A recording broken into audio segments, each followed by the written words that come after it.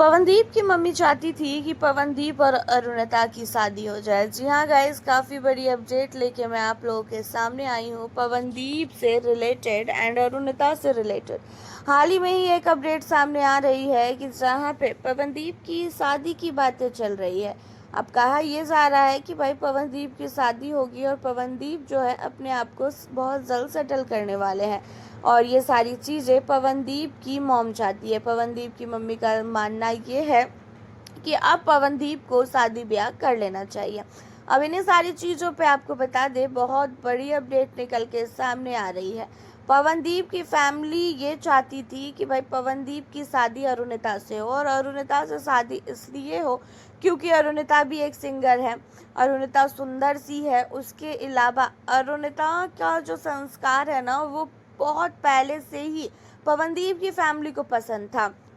अरुणिता कितना घर गृहस्थी में भी काम वगैरह करती है, घर गृहस्थी का, ये सारी चीज़ें सबको पता थी।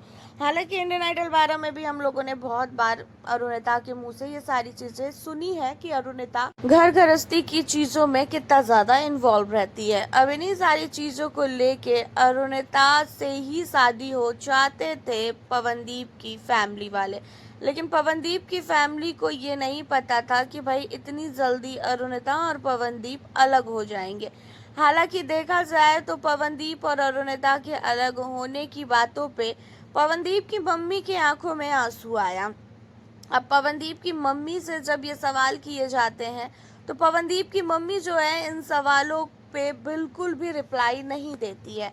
वो काफ़ी ज़्यादा सैड रहती हैं और उनका मानना ये है कि भाई जो जिसे करना था वो अपना करके जा चुके हैं।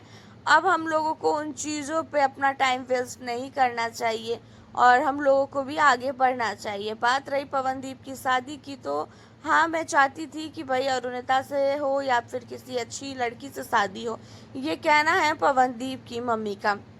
हालांकि अगर अरुणिता पवनदीप से मिलने के लिए एक्सीडेंट के समय गई होती तो शायद इतना ज़्यादा जो मन में सबके आया है ना कि भाई इस तरीके से चीज़ों को पवनदीप और अरुणिता के लिए ये चीज़ें जो है ना आती। और अरुणिता से तो कहीं ना कहीं पवनदीप की फैमिली को नफरत भी हो चुकी है अरुणिता की हरकतों को देखकर। अगर अरुणिता पवनदीप से मिलने के लिए गई होती तो ये सारी चीज़ें ना होती।